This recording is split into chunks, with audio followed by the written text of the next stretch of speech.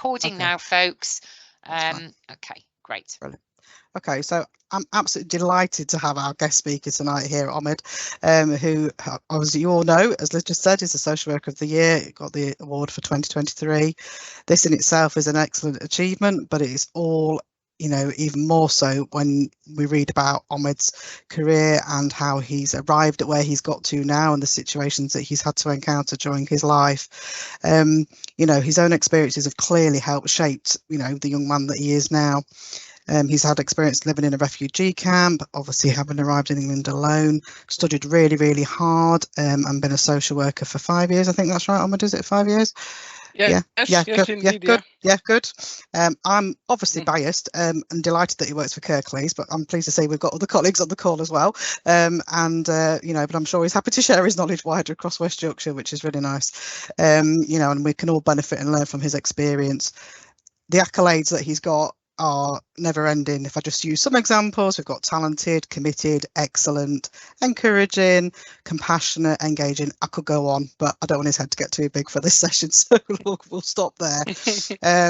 Basically, you know, Omaid's really what we're all trying to aspire to be, and really we can't wait to hear from you, Omaid, about your journey, and hope we can learn to be just a little bit more like you, and hopefully improve our practice as a result. So over to you. Thanks very much. Hello, everybody. It's very lovely to meet you all, and thank you for giving me this opportunity to come on your your event and obviously share my experiences with everybody. So I don't know where to start. So obviously, I was born in a war-torn country in Afghanistan. My experiences growing up as a child have not been one to remember. They have been very traumatic. You know, I've been exposed to a lot of trauma, war, a lot of bloodshed, killings, everything. So you name it. I mean, growing up in a country like that is not an ideal for a child, and obviously to go through those traumatic events and experiences sometimes obviously impacts on a child very badly, emotionally, mentally, physically, and they're not able to regulate their emotions. However, you know, I have been able to, I'm blessed, and I've been able to obviously build up that resilience and to go overcome my traumatic experiences, overcome the fears that I've had as a child growing up in such a country. I mean, when the war, obviously, when I was born, there was war in the country, and obviously when my father was killed, and then my brother following that, my brother was killed, we were migrated, we were forced to leave the country, and we were migrated to Pakistan. That's where I lived in a refugee camp. I mean, living in a refugee camp, again, it wasn't pleasant experience because it's poverty. You don't know if you're gonna get some food the next day. You have to obviously keep your food for to last till obviously a good few days, because you never know if somebody's gonna bring you food or not. Because ideally, you're not working. There's no any form of income, any source of income. You're not doing anything. You're new to the country. You don't know how to get work or seek work, different language. You know, so it has been hard for my family and for myself. So you know, it's been a hard journey coming to Pakistan as well, because you know at them days you didn't have no passports, no visas, nothing. You know, you had to smuggle yourself through to get out of the war zone, come into Pakistan, where classed to be as a safe country for all the Afghans. So living in I lived there till about age of 13 and a half, I would say, something like that. And then obviously I have started my journey, because obviously there were loads of problems. There was one side there's war, the another one we had own problem, own issues. Because I'm by tribe, I'm Pathan, and we have a lot of revenge killings and things like that within our families, which obviously was another risk factor or another participating factor as to why I had to leave Pakistan as well, for my own safety. And this wasn't a decision that was taken lightly by my mother. It wasn't a decision that taken lightly by my mother, because my mother had already lost a lot of family members. We have left a country that where all our families were, all our support networks were there, and we were in a country where we didn't know anybody and living our fear. To be fair, um, so the decision when my mother took for me to leave Pakistan and seek for a safe haven, I I was not happy at first, and I was really upset, and I didn't understand at that point quite. I knew what was happening, but I didn't understand as to why my mother had made such a decision, telling me to go somewhere that's safe for me, because I wanted to be with my mother. My loyalty lied with my mother, and I wanted to protect my mother because I had grown up really quickly, you know, having to be exposed to all sort of, traumatic events that made me grown up, you know. So when I did leave to come to a country where I can build a better future for myself, or have a fresh start where I've got opportunities to develop and make something out of myself. The journey itself was very difficult, very hard. I mean, we would travel during the night, during the day we would be resting, and those were not we were not in houses or anything like that we would be resting. It was all through the jungles, all through the mountains. We have to go through all that. There would be days that we didn't have no food, nothing at all, nothing at all. You would only survive on water, only on water. That's what would we survived on. And there was times that when there were times that we saw loads of the colleagues that were with me, whether they were same age as me, or there were some that were older. There were some that were younger than me. There were loads of us in one group, and there was a lot of people that passed away, and they had to leave them there, which was, again, to see that, it traumatizes you. It traumatizes you because you have seen so much, and you end up seeing that on the way coming to seek for a safe haven again. It makes you even more, emotionally upset. And, it impacts on you mentally, it impacts on you physically, and you're like, am I in the right place? Am I going to be survive? Am I going to survive the next day? Is it going to be an easy journey the next day? How is it going to be? So all the way through, there's been times, I mean, I can go on about my journey, but there's been times where I had to be, we had to, so there was one of the journeys that, I had to stay underneath the lorry, because they've got the space underneath the lorry where they put them big tires in, the big tires. And I had to stay there with another lad together and just holding ourselves like this for good 26, 27 hours, till that truck moves and takes us to another city, another destination. And having to be there at that time, there with no toilet, you just have got a bottle of water and a couple of biscuits with you to survive on. It's, I don't know how I did it, but at that time I had to do it. There was no turning back. There was no turning back for me. I had to do this for my family. I had to do this for my mother. I had to do this for my close loved ones. And because they wanted me to be safe, and I didn't want it my mom to hear that your son has not survived, your son has not made it through, and that would have destroyed her even more. So I wanted to stay alive for my mother. I wanted to stay alive for my family. I had to push myself through to get to where I need to be. There's been times where I felt like I want to give up. I didn't give up. I moved on. I moved on. Especially the journey that I had through crossing Turkey border and the Greece border, because there's a water in between. So there's a sea in between. You have to cross that through the sea, and they had these boats that they were filling up with the air boats. They were filling up with the mouths, basically. They didn't even have anything to fill it up with, and they were filling it up with that. And in them boats, they got about 80 of us in there. And that boat sunk when obviously when we were on the international waters for Greece. They fired on us, and that's when that boat sunk, and we were all in the water without no life jackets, nothing. But you know what? I am grateful for the Greece police, and obviously the border police, that they rescued us. They rescued us and took us to a safety.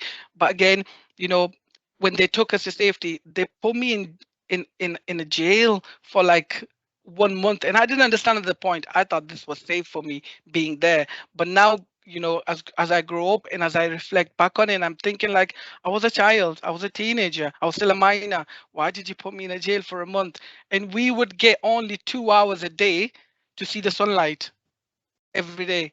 2 hours in a day we would get to go out and see the sunlight. That's all. That's all we had to see. Nothing else. And every morning they would feed us food. They would bring us breakfast, whether we liked it or not. But obviously, me, I wanted food. Obviously, I wanted to survive on anything. I didn't. I was like, I never said no to anything. There were people that didn't wanted that food, but I was like, I need to survive. I'll eat anything and everything you bring me. I appreciate that. But at that time, I appreciated it. But having to reflect on it, that they were not so careful. They were not so thoughtful of people coming, leaving their homes, not because they wanted to. It's not by the choice. It's because they had to make that choice to come for somewhere that they want to be safe. They were somewhere to get somewhere that they have a fresh start. Nobody just wants to leave their country because they just want to come to a different country. Nobody would want to do that. It's just how the circumstances, how the situation has made us to flee our country to go somewhere else. That was, again, thinking about it, it was very traumatic. I was put with all the males where they were obviously, in the middle of the night, they would wake people up or they would hit people. There were a lot of beating in there. I was scared for my life. I would be sat in one corner. I wouldn't even talk to anybody because I wanted to survive. That was my main goal, survival. That was my main goal. I wanted to survive all the way through, and that's what I did all the way through. And I mean, even coming to the UK, I mean, there's a lot of stories I could tell you which were not pleasant to remember, but I think those memories, those experiences have made me a strong person who I am today. You know, um, when I did enter the UK, I was first introduced to social services, and when before that the police got me and they put me in cells again. At that time, I was happy where they got me, but when I'm thinking about it, I was a 14-year-old lad. Like, putting me in a jail rather than asking social services to come in, to come in to support me and help me and put me in another warm home. They put me in a jail. They put me in a cells, and they said and they gave me a blanket that had got lots of holes in them, and I wasn't even warm. I wasn't even warm. So, but I survived that. And then the next morning, when the social worker came, I still remember that social worker's name. She was called Lucy and Fatho. When I saw her, when she saw me, actually, because my clothes were ripped, my shoes were ripped, my face, I had lots of acne, lots of spots, everything all over my face and everything. I was not in a good condition, basically, physically, mentally, emotionally. I was not in a position, and I couldn't even talk a word of English, to be fair, when I came to this country with no English at all. So, and then when she saw me, when she hugged me, that broke me down into tears because after so many months, I felt like a mother was hugging me. That was that emotional warmth that I got from there. It was, I mean, I still think about it and it still obviously upsets me, but, you know, it was something that I needed at that point. At that point, that was something that I needed, that emotional warmth. I needed somebody to come and, tell me it's going to be okay. Everything's going to be okay. You're in safe hands. Things will change for you. You're going to flourish. We will nurture you. We'll give you the support that you need. We will do what's needed for you. We will provide you with emotional well-being support. We'll provide you with this. And I think that social worker did that for me, you know, reassured me, gave me all the support that I needed. And, she took me, the first thing she did, she got me food. She took me to Asda's to buy me new clothes because all that she looked at, she was like, I'm not having that. Let me take you. She took me and she bought me clothes. And then she straight away, I think I wasn't in the office, in the children's social services office. I wasn't there more than an hour and a half or so. They found me at home straight away.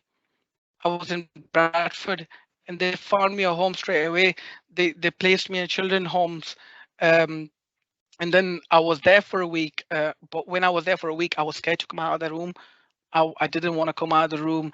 They would come and they would encourage me to come down. Let's have a food. Let's eat together. Let's go out, do activities. Let's do this. I was not in the right mind or state to come out because I had seen so much in in it, it just to obviously I wanted some space for myself, and I just wanted to obviously digest that what I've been through, and because it was haunting me down at nights. I couldn't sleep because it was all coming through, and I was always thinking about, am I still safe, or is there still going to be something that going to happen to me? Because I didn't trust anybody. I didn't trust anybody, because you lose that trust. You lose that trust with everybody. And having to work as a social worker now, when I'm working with a lot of children with trauma informed, when they've had adverse life experiences, and they've been through so much trauma, I can relate to them, and I know how they feel because I felt it once. I was in their shoes once, so I know how to then support them because I relate to them a lot. you know they were, on the way, even, I saw people try to sexually harass me. They were sexually harassing a lot of other kids that were there around there. That is, again, going through that as well is not an experience that you want to experience as a child at that age.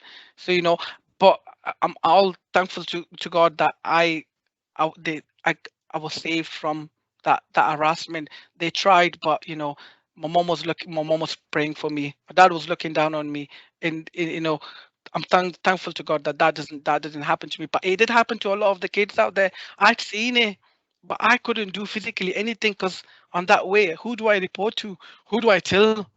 I can't tell anybody. But having to reflect on it, it really, now, when you're growing up and you're thinking, when I joined the care service, I wanted to be a social worker. When I'm thinking about it, and I'm like, this was wrong, that was wrong, that was wrong. I wish I could do something about it, but I couldn't then. But I can do something about it now because I'm a professional.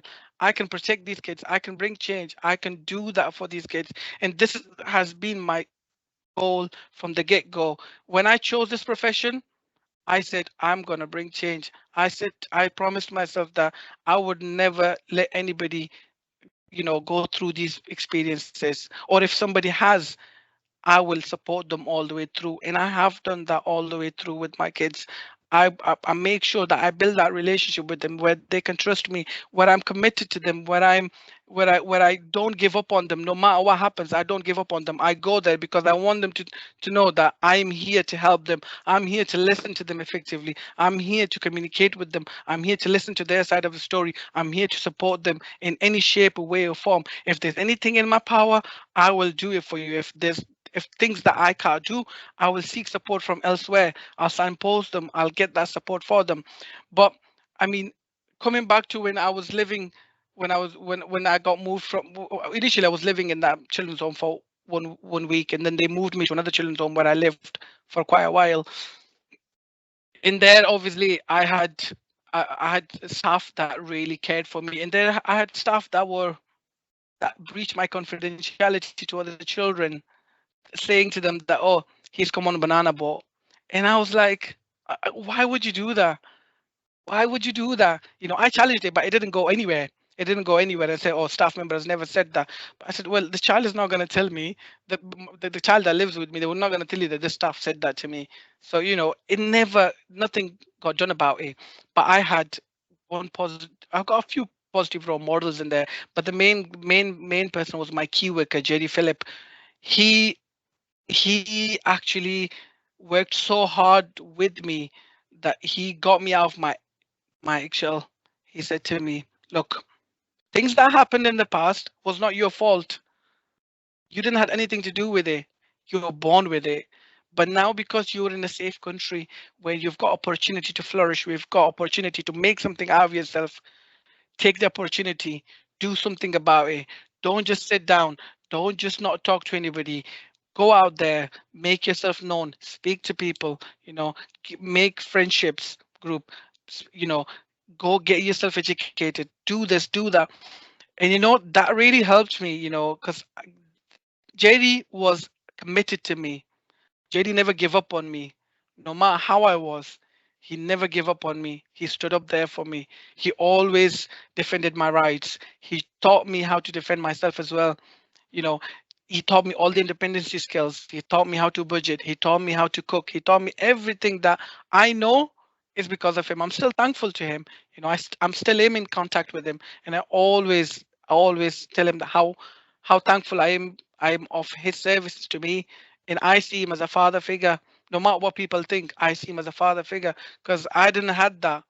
He was both that mother and that father figure for me, and I want to be like him, and that's what I try to do. But I can't never be like him because he's way much better than me. But I try to be like him. So, um, I mean, he I couldn't speak English, so he told me, listen, English is something that you need to learn. You know your languages. You know all these languages. You're not gonna forget them. Start speaking English. Even if you say a wrong word, it's okay. We'll correct it for you. Don't worry about it. We'll correct it for you. Say a wrong word. I'm here to correct it. He would bring me books. He will sit down with me and read with me. He will tell me, even through the A, B, C, D, everything. So he would go with me through that with me and tell me how it is. Like how you teach your kids, but the spelling, how you do it. He would go through like that with me, and I would learn that through him. I appreciated that because he did that for me.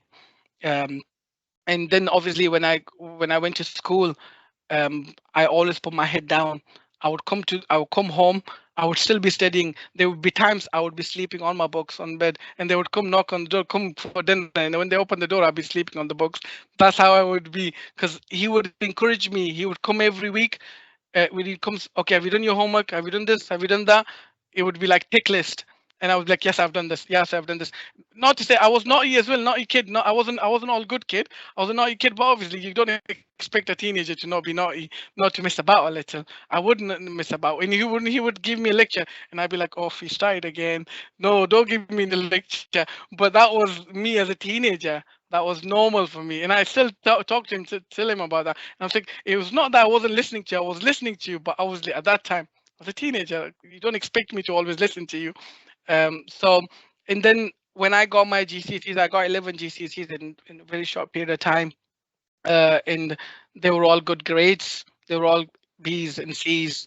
But at the end of the day, that's I could do. I couldn't go up to A's and A stars because I just come to the country. I just introduced to English. I just did maths. I've been back. I studied back home, but it wasn't like as advanced as here. I wasn't as advanced, but he helped me to become that advanced to get those GCSEs. And even in school, I got two certificates for being the best student in my class and in my year group.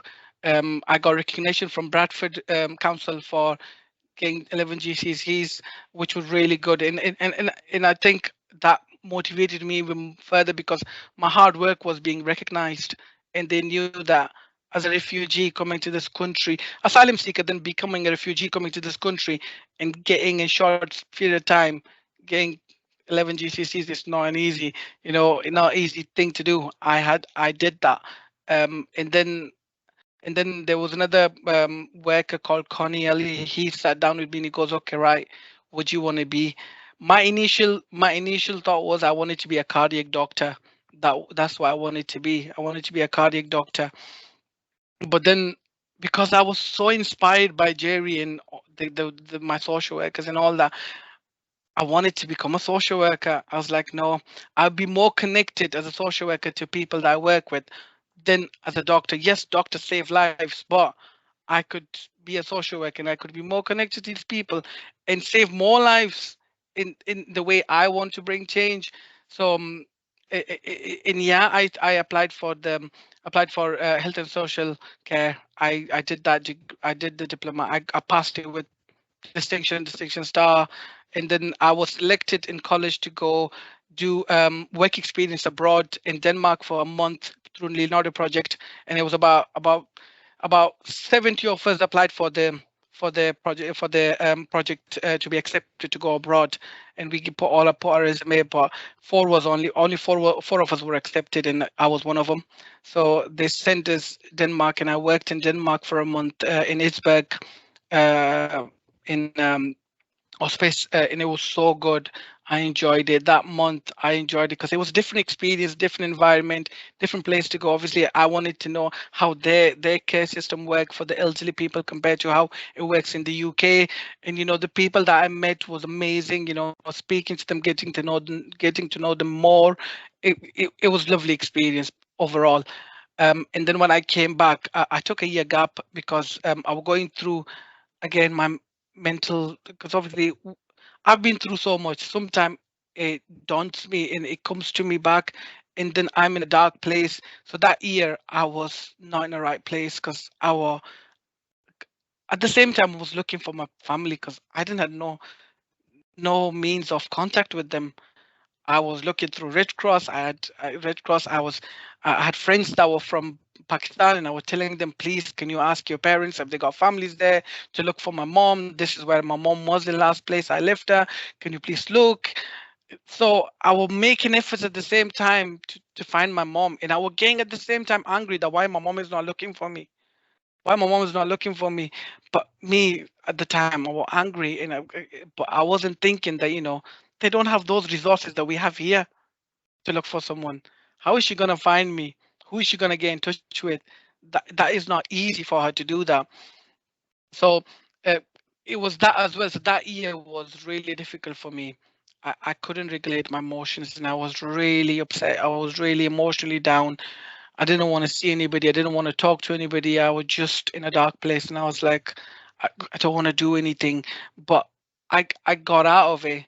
I one day I think Jerry again called me and he was like, "How are you doing?" Because he's always coming to save me, and he was like, "What are you doing with your life? Why are you why are you not getting out there signing up for university? You wanted to be a social worker, go apply for the course." And I was like, I don't know, I'm not in the right place. He came down, he sat down with me, spoke to me, made reassured me that look, you're not in there anymore. Your mom, if you're gonna find her, you will find her one day. That will happen in time. But this moment of time is you need to focus on you. You need to become something in future in order for her when you find her, she will be more proud of you that you've done something with your life. You just not wasted it. You did something with it. So I mean, I applied for social work BA honors in a few universities, and I got offers from all of them. But then I chose Leeds because I was living in Leeds at the moment. So I chose Leeds Becker, and I went to Leeds Becker University. And again, I started my course, and obviously I was so open in sharing my stories and my journey with everybody there as well, because I wanted them to know that I was inspired by social workers, and I wanted them to know that my journey has not been an easy one. I've been through a lot. This is why I want to be a social worker. This is what I want to bring change, and I don't want any other child to go through what I have been through.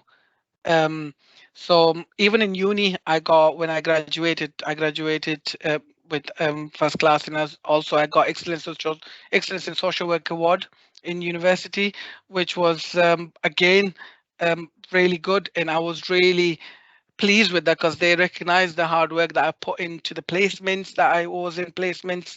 Um, because I did my first placement in Beckland Center, and then my second placement I did it in children's social care settings, which were really assessment intervention, which were really good, and I learned a lot from it. And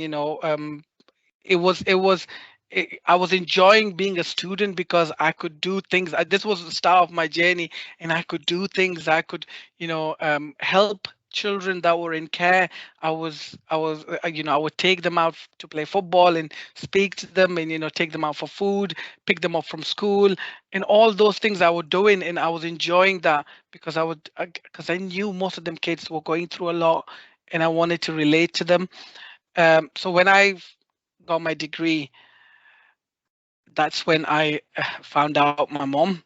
I found my mom through obviously the Red Cross process as well. And I surprised that on 2019 I went, because before that I went as well in 2017. I went 2018. I went back home, and I wanted to find my mom, but I got I got I got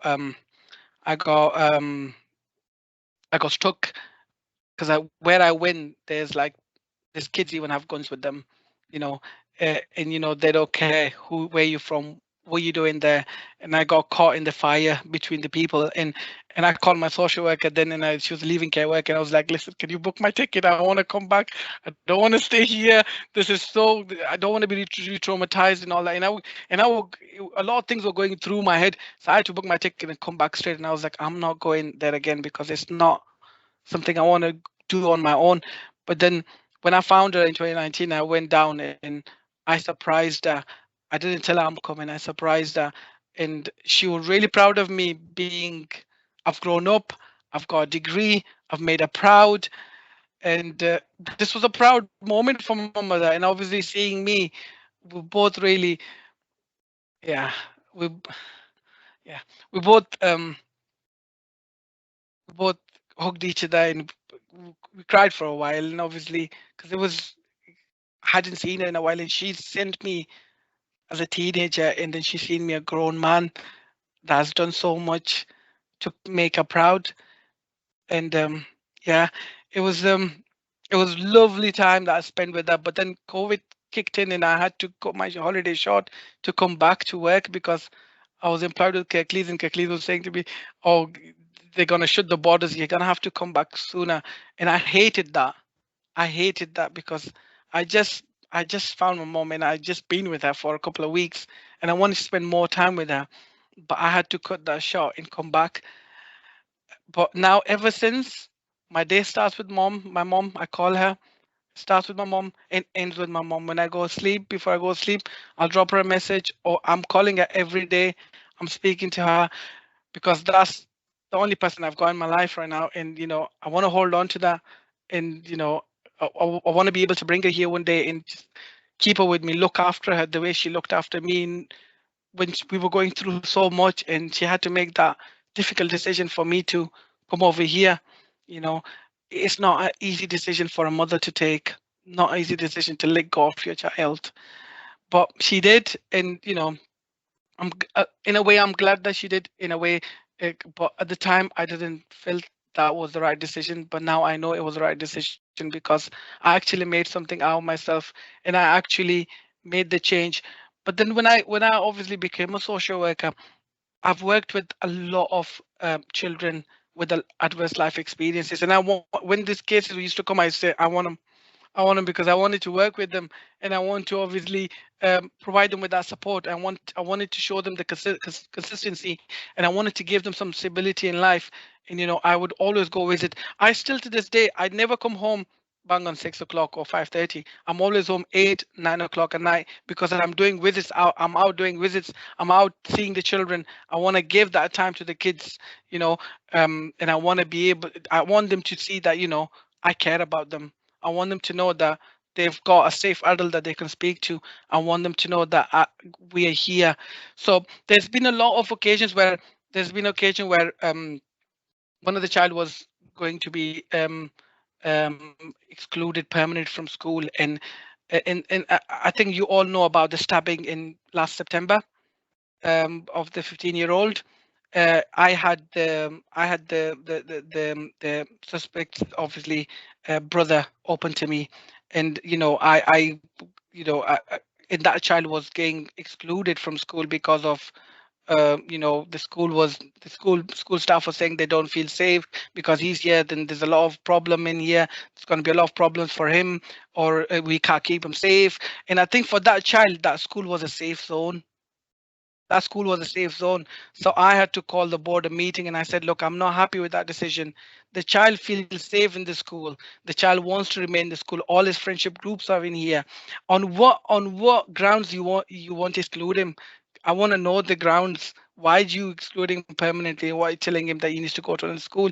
That is not right. I had to stand up for his right. He wrote a letter that he gave me, and I had to pass it on to the board of directors. And I said, look how much this child is being impacted by it. That's not this child's fault. He's not nothing to do with this.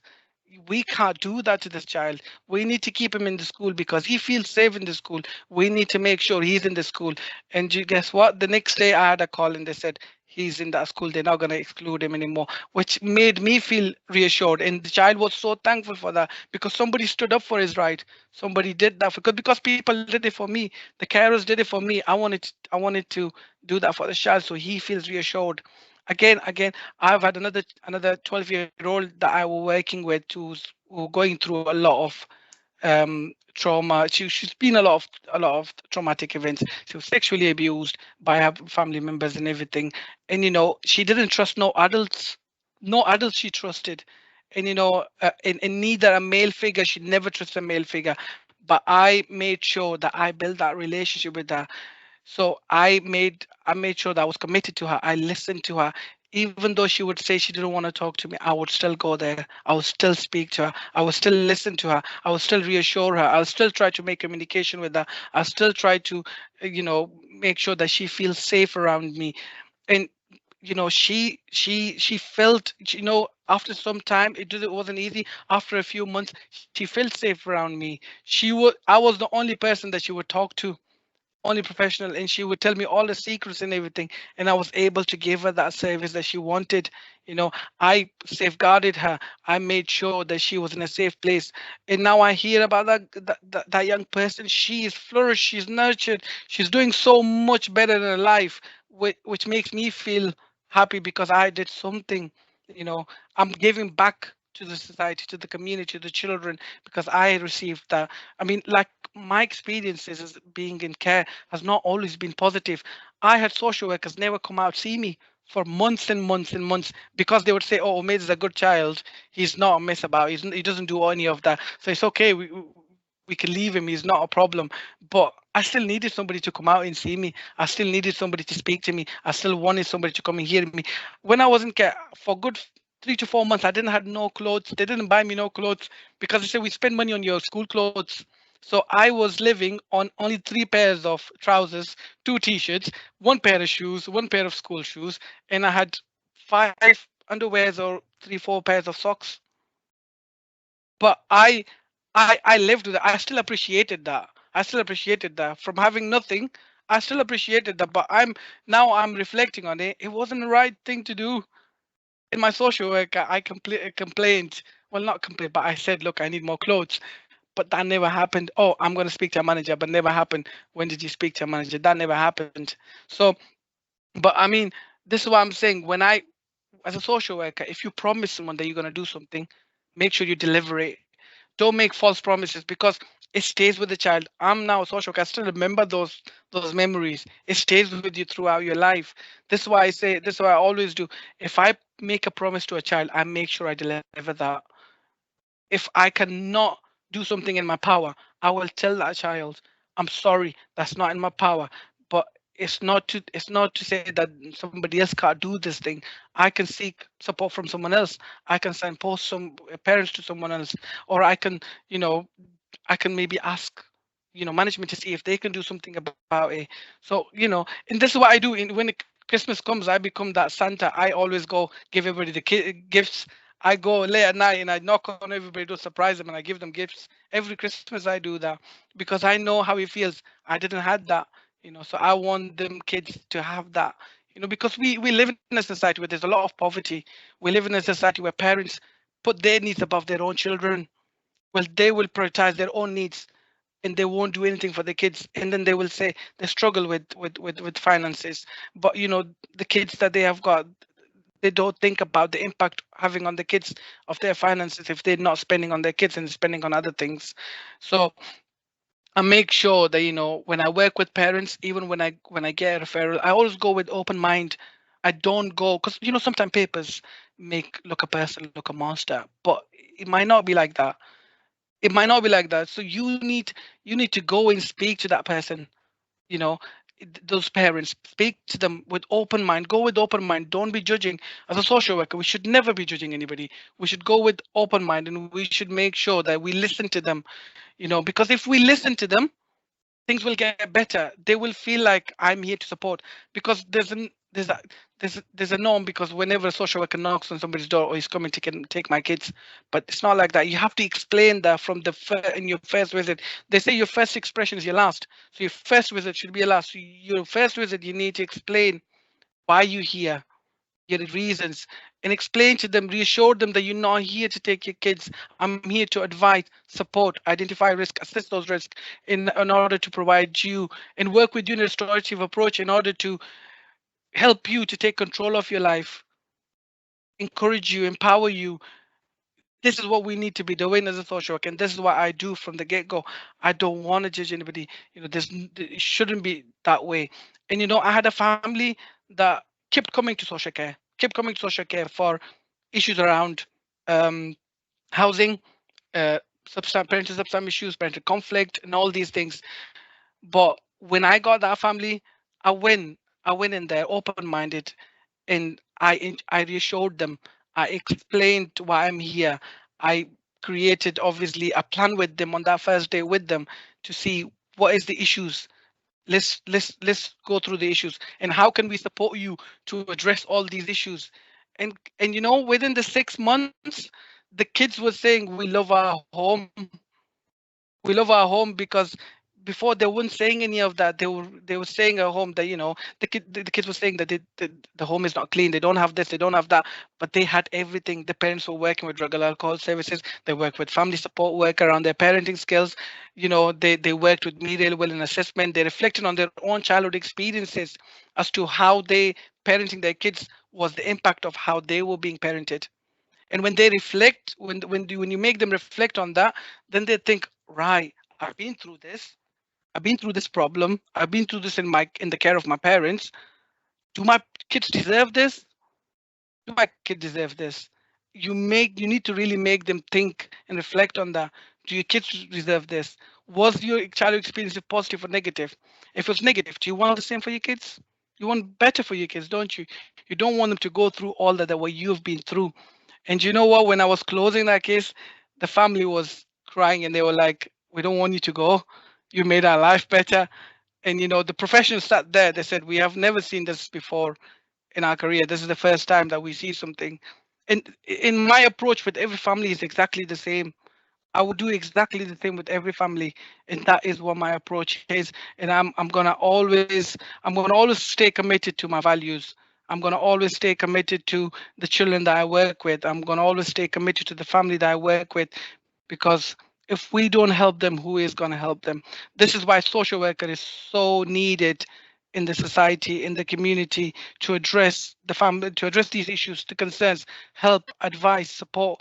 This is why our role is so important. Not only social workers, all the professionals, that safeguarding professionals, school, family support workers, mental health workers, adult social care, all of them, we all are very vital, very, very important, factors of the society, and we are here to help. And if we don't, they're not going to be able to. Because sometimes what it is when a parent or a parent or family does not want to engage, in a way, sometimes we do give up, but we shouldn't. We shouldn't. We should think of alternative ways. Have peer supervision. Have formulation meeting. See what you've done. If not worked, what is there that you haven't done that might work for this family? Because you've done everything. If another person comes and looks at it, they might advise you something different to do with the family, and that might work for the family. So we have to think about all these alternative coping strategies for the family, alternative, support services for the family, so we can help them. We can help them flourish. We can help them nurture, so they can make informed decision in the best interest of their own children. That's what we want. The last thing we want, that the kid is getting harmed. Kid got harmed because there's conflict between parents, or kids got harmed because parents were under the influence. We don't want that for the kids. That is very sad time for us to go out and see the child has been hurt, or the parents have been careless. But if we give them that support the right moment of time, nothing like that would happen. So we need to make sure we are staying committed, and we are always there to help. And I mean, this is why my passion for social work is beyond. I love doing it. I do it every day. I work 7 days a week. I work Monday to Friday with Kirklees, and then I work on weekend in Children's Home in Leeds, because I love working with children, and that's what I do. I don't get a break. The only break I get is when I go on holiday. That is me time. That's me time. I will enjoy myself on holiday. That's 7 days that I go. That's my me time. But when I'm here, my main focus is these children and these family that I work with, and that's what I do on daily basis, day out, day in. And like I said, I sometimes don't get home like till 10 or 9 o'clock, because I'm out visiting kids, and I'm out doing activities to a point where I will buy all the stuff and go cook with them together and eat together with them. I'll do that with them because they need somebody to show them the independent skills. The kids that I've got in care, I will cook with them. I'll do activities with them, so they don't feel that, there's nobody that could do those things with them. I make sure I'm that positive role model for them, because if I can, if me coming from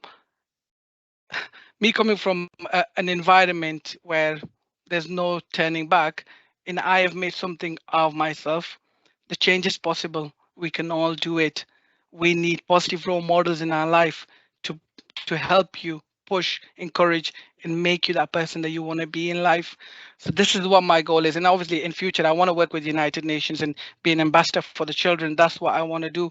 And hopefully I'll reach my goals. And that's what I want to do, hopefully in future. So I mean, my journey, you've heard a lot about it, but like I said, social work is my passion, and that's what I want to do, and that's how I made myself, and I'm proud of it, and I'm proud of all these professions out there. So the award that I got, of best social work, children's social worker of the year, and overall social worker of the year, so I got 2 awards.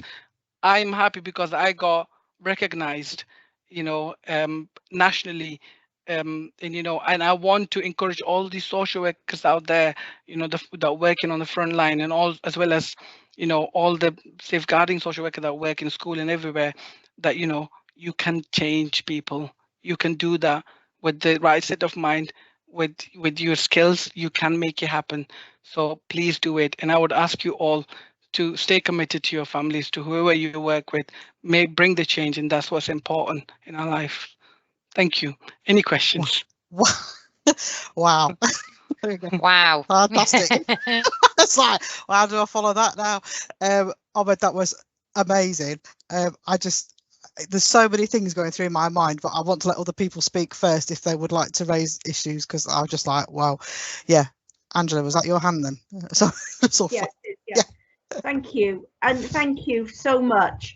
That is absolutely, the way you've described your journey, what's happened to you, and how you've used that to help children and young people, and to probably inspire a lot of other professionals, is absolutely incredible. So I just wanted to say that first of all. And can I also say that a lot of things you've talked about in terms of how you were treated when you were in children's homes and all of that side of things, and how people thought you were all right, so they didn't bother coming to see you. All of that resonates with me. And I started as a social worker a very long time ago in 1987. But, I heard people saying the same things to me then. Well, why do you need to go and see him or her? Because they're all right, aren't they?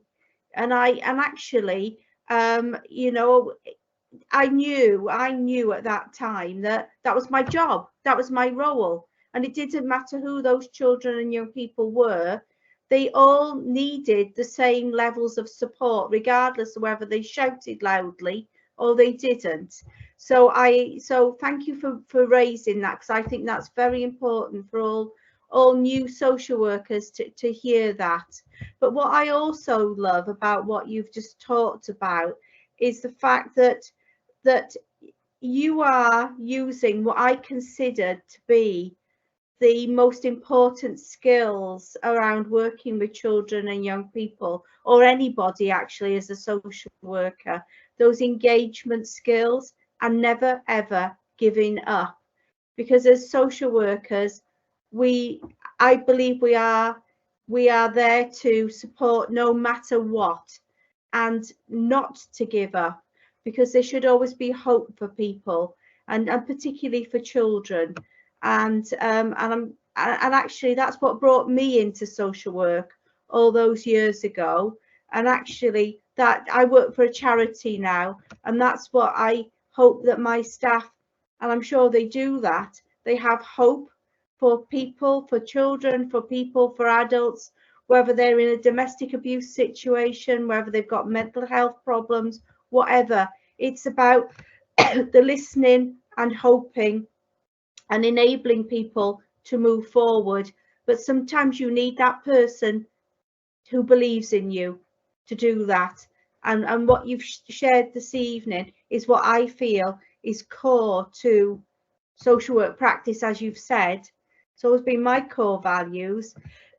and I absolutely admire you. And I did want to ask you, I wanted to ask you how old you are, because you've been through so much in your life. If you don't, would you be able to share that with us? You don't have to, but yeah, of course.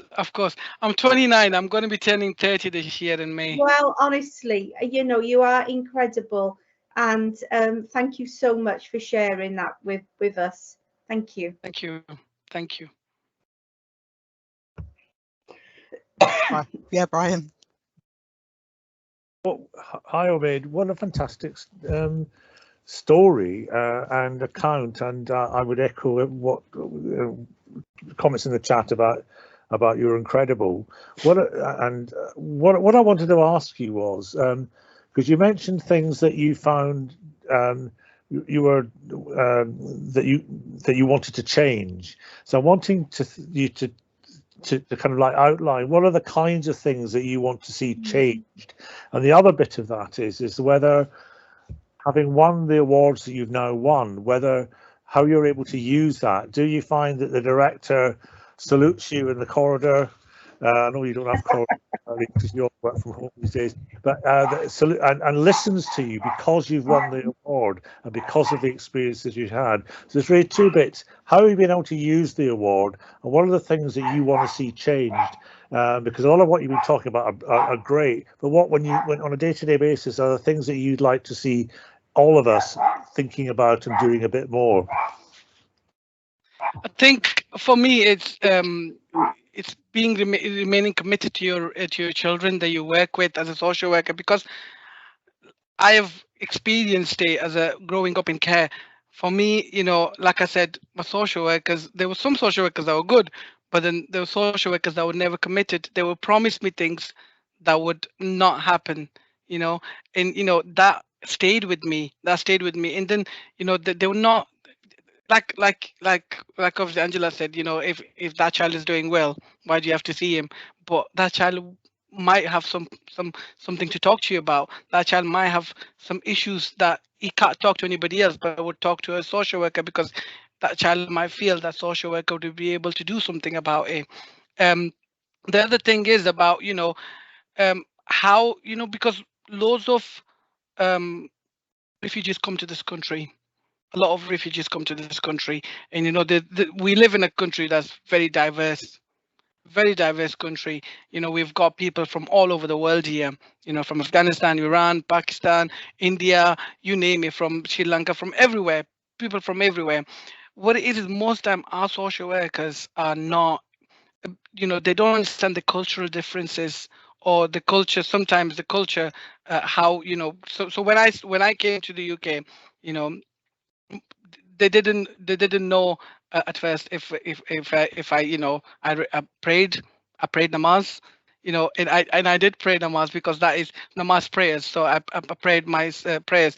They didn't know if I did that, but I did that, you know. So they didn't know that if I did that. They didn't know if I was Muslim, but you know, things like that, you know, if they knew about it, it would be a lot different. I had to tell them that, you know, I want to pray, I want to go to mosque, I want to do this, I want a holy Quran to read, I want to pray things like that. So it's not a lot of social work, but you know, at that time I felt like that was a bit missing, understanding the cultural differences of people from different cultures, people that come from different backgrounds, you know, different race. And I think the thing is, you know, that I was bullied. I was bullied in school for my race. I was told, go back to to Afghanistan, go back to there, go back to there. And you know, when I went and complained, nothing happened about it. All it was done was, please, will you stop? Okay, do you think with just you saying, will you stop, is it going to change? No, it's not going to change. But you know, a lot of kids, because of bullying, have taken their life, you know. But you know, I'm blessed, and I'm happy that I had some positive role models around me who give me that resilience that, you know, it's gonna happen.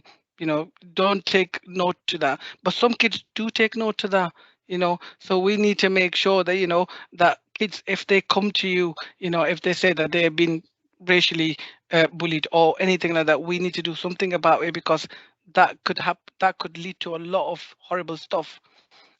So there's you know, again, with regards to the social worker, you know, we need to sometime, because we've got so many cases, and you know, a lot of caseloads that we have on our cases, that we sometimes feel like it just becomes like a tick box exercise. So we need to make sure that we don't make it as a tick box exercise. It's all right, we're not a machine, but if you can't do something, make sure you do the next day. There's an explanation why you couldn't do it. So you know, because end of the day, that child, once he grows up, would want to see his file, would want to see his file. And if you have just done tick box exercise, that child will be disappointed, because I have requested my files, and I'm looking at reading most of them. It's pointless to read. It's pointless to read, because it almost feels like it was a tick box exercise. And I don't want to do that to my kids that I work with. I want to make sure their care plans on there. I want to make sure I've made I've done the meaningful work with them, so their voice has been captured there, what they were needing from me, what they were saying. So I want to make sure that all is there. You know, this is why when I go to unis, because I do give presentation to last year of final year of social work students, and I tell them this is really important. Your recording is very important. Be accountable for what you do. And you know, I talk to them about all sorts, and I prepare them for their assistant ASYE when they start as a social workers. And as well as, you know, when I'm in fostering panels, because I'm a fostering panel member for Kirklees as well. So when I'm in fostering panel, you know, I make sure when I read the assessments, I make sure that the child voice is captured there. I make sure that, you know, the carers are doing what the child needs.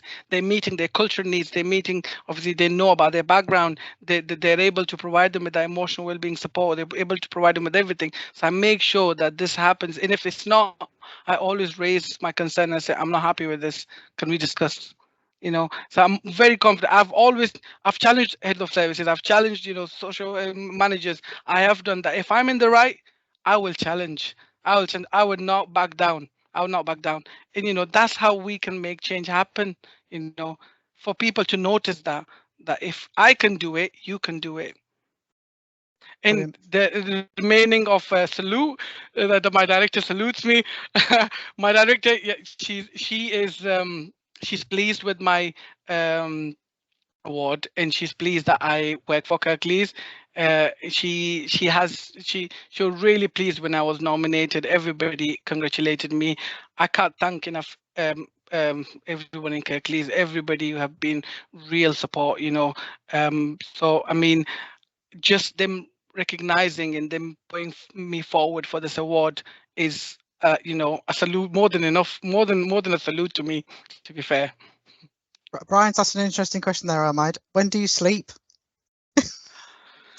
So do you have time for this that? is my routine. This is my routine. I come home, I'll cook something for myself, because I love cooking. Cooking is my switching off, you know, from work. So I will cook something for myself. I'll eat. I'll maybe read something, and then sleep by about 10:30, 11 o'clock max. I'll be asleep. Then I wake up back at 6 o'clock to pray, and then I get ready.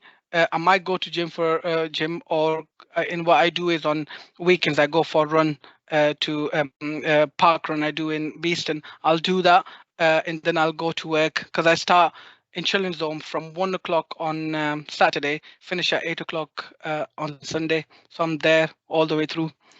So I sleep there all the way through. So I have my sleep. I make sure I sleep, because I need my sleep to function, right? Brilliant. Samaya, sorry, you had your hand up there as well. run out of words. I generally run out of words. I was just having a personal reflection that you know, when life hits you hard and you think this is I can't cope, and just listening to your life story experiences, and it just is giving me a lot of confidence. I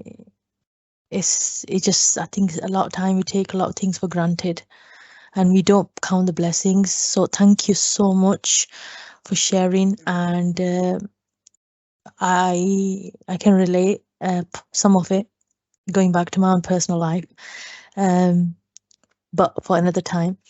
It's really important. I think what stood out is your lived experience can really help you in your professional life. Yep. It really helps you to understand the person who is in receiving the service, where they're coming from. Sometimes it's really hard to, because they may be speaking to numerous professionals, and that can be an exhausting process, keep repeating the traumatized events in their life. So I think it's really important to just, yeah, the pain, like you said, the trauma-informed practice is just so powerful, because it just brings that, it brings you down to earth. It be the humbleness, the connection, the humanity. That's where you connect, and it's the respect and dignity, and the gentle approach. I think is just the key to me. I think that is the key, is the humanity. And I think in terms of BASW work and Omaid's experience and what's happening with the current political environment, is just, can you imagine all them other children, and again this whole new assessment around assessing the age, and I don't know how many more Omaids gonna get this opportunity, and how many gonna just, I don't know, die, or I don't know what's gonna happen, and we just one day, it just seems like humanity is just vanishing, and it's just pretty sad. But well done, Omaid. You've given me a lot of courage, and yeah, I was having a reflection and just feeling that we're just so blessed comparing to people around other part of the world. This is, sometimes we just become so narrow-minded. We just literally just focus on our 9-5 job and in this country, and it just becomes so, our thinking becomes so narrow. We don't look at the world as a global universe. We don't know that some people, some children, maybe just like you said, 30-40 hours just under a lorry, and we just think, oh my God, I'm overwhelmed, I'm this. And, you know, I'm not judging, but we just got to have the open mind approach and count the blessings. And then that blessing, that is, it really helps you to survive and then thrive. So I think it's surviving and then thriving with the right support. But yes, and please, one Sunday, I need you. We need to I'll make sure I make myself available for you. Please do, because this is just so powerful, and this is so powerful. All the funding, all the, you know, the work is getting done, and then the work you done, and then the work you received. It's just so important to highlight it, because we just talk amongst us all the time, but it's the mainstream people need to listen, and that's where my passion comes in. Like, just tell the world all the good amazing stuff is happening. It doesn't need to be just within the council. It doesn't need to be within the, you know, meeting rooms. It just needs to be broadcasted. We're already very, very late, 10-20 years late. Yeah, we are. Thank you indeed. so much. Thank you. Thank you. Keep doing what you're doing. Keep I'll try inspiring. I'll keep doing what I'm doing. That's what I say to everybody. I said I was born for this. I'm gonna till I can, and I've got power in me, and I've got energy in me. I'll be doing what I'm doing. Inshallah. You know, for the society. Inshallah, yes, I will be doing that. And I know, like you said, you know, a lot of things are happening around the world, and you know, when you see all those videos and everything on social media and everything, it does upset you. It does upset you, and it's like, right, I had the opportunity to get out of that war zone. Have they got that opportunity? Will they be able to make it? Will they be able to come here? Will they be welcomed? will they get the right support? I always think about that, and I always feel like if I wish I had the magic wand, I could make the world a better place. But we can only hope for the best. People do have that power, but they're not using it. Yeah, unfortunately. Unfortunately. But this is just, I think we just need to keep raising, and we just need to just keep fighting for. It's all about being champion of human rights. Yes, and that's what I'm going to try to do. That's what my main goal is, to be an ambassador. Inshallah. Absolutely. Brilliant. Has anybody else got anything they would like to raise or comment on? Appreciate there's some comments in the chat. I mean, I'm not sure if you've seen all those, but yeah, I've seen them. As well. So brilliant, fantastic. Liz. Oh, thank you, Omaid. I'm just still processing everything that you've shared and your incredible journey, and just really appreciate the time that you've taken to share that this evening, and everything that you do day to day to ensure that you are honouring your experience and the support that you received along your journey as well, which I just wanted to kind of touch on. Really, I think the first point that you made about the social worker, when you were you're in the cell and they saw how you were dressed and they recognised instantly that what you needed, that was so undignified. They recognised immediately that you would fit how you would be feeling in that situation, and did something really practical to help you, that then kind of set the tone for the next part of your journey. And that's something I think as well, it's all those different moments in your journey where the social worker's actions and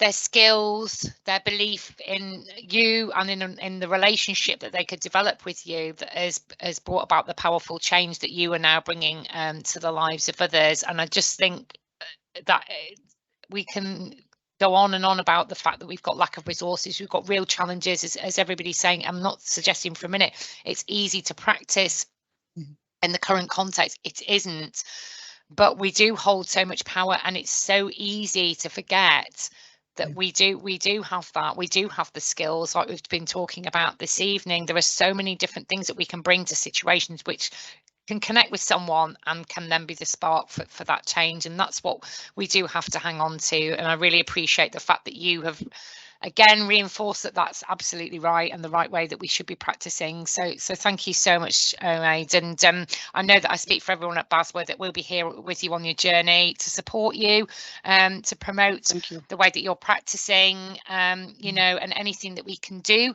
again to get that message out with you and your support, we'll be doing. So just, this is it. This is what social work is all about. So thank you so much for sharing that. Thank you. Thank you. Brilliant. So I think we're nearly coming to the end of our time. So, I mean, trying to draw all that all together, like Liz has just said, it's difficult to process everything I've just heard. I'm just sitting there going, wow, goodness me, I don't know how I'd cope with that, etc., etc.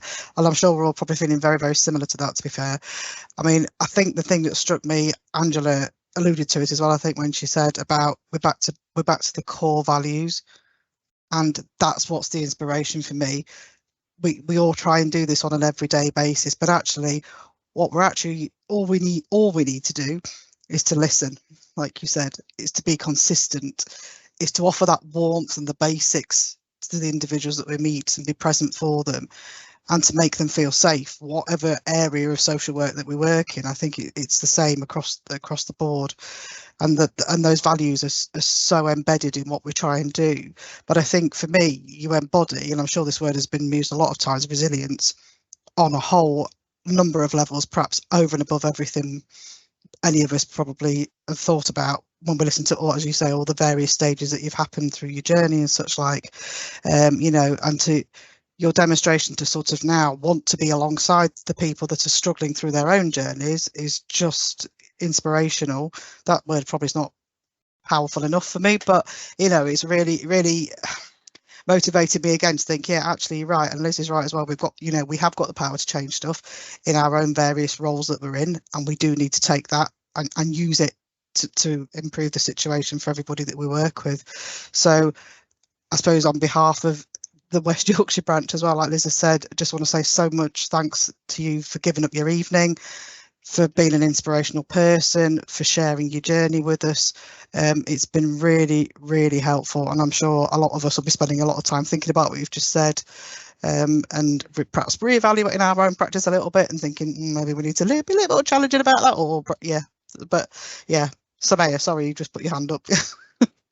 I just wanted, yeah, I just wanted to let anybody know, whoever wishes that they want to talk about anything, any topic, my platform is available to you guys. I've left my email address, I've left my mobile number. Feel free to text, ring me. It's every Sunday 3-5, and it's specifically about social work. Anybody would like to come as a guest, give me a shout, and please do come. You might feel nervous for first 5-10 minutes. I'll look after you. I always have snacks and drinks ready. And even if you need a yeah, always start with the food. But you know why? Nobody eats because they're so anxious to eat. Like, I know I'm gonna end up puking up, but I'm here to look after you. But let's just showcase the good work. Let's just do it. So ring me, text me, email me. Brilliant. Thank you so much. Thank you. So unless anybody else has got anything they would like to say, oh, Liz, you're back on, yeah. It was just to say about if anyone's new to the branch, new to BASW, I'll pop my email address in the chat, but also feel free to share yours, because we'd really like to stay in touch and engage you in future events and branch activity. And I was just thinking as well about everything that Omaid shared. This is a really strong community as a branch here as well, and that's what we're here to support BASW. And then we've got a four-legged friend, Brian's four-legged friend joining us as well. We love those as well. All welcome. Hello.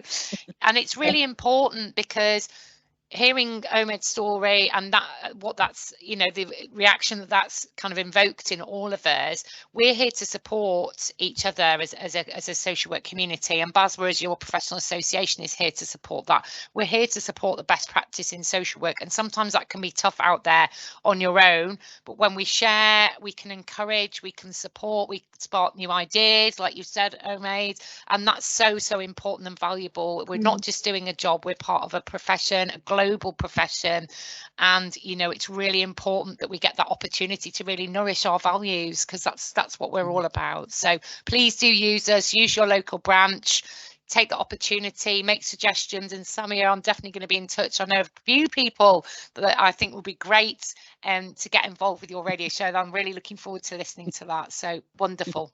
Yeah, so do get in touch, stay in touch, and pop your email address in the chat, and yeah, hope to see you all very soon. And thank you, Catherine, for doing a brilliant job as an impromptu vice chair. I'm going to call you vice chair there, which was fantastic. You absolutely brilliant. And it was Catherine's idea to invite Omaid along, which was just absolutely fantastic. What a great start to 2024. So thank you so much. Wonderful. Lovely. Thanks so much, everyone. Lovely to see you all, and thanks again, Omaid. Brilliant. Thank you so much. Thank you very much. Take care, everyone. Thank you. Bye-bye. Bye-bye. Bye.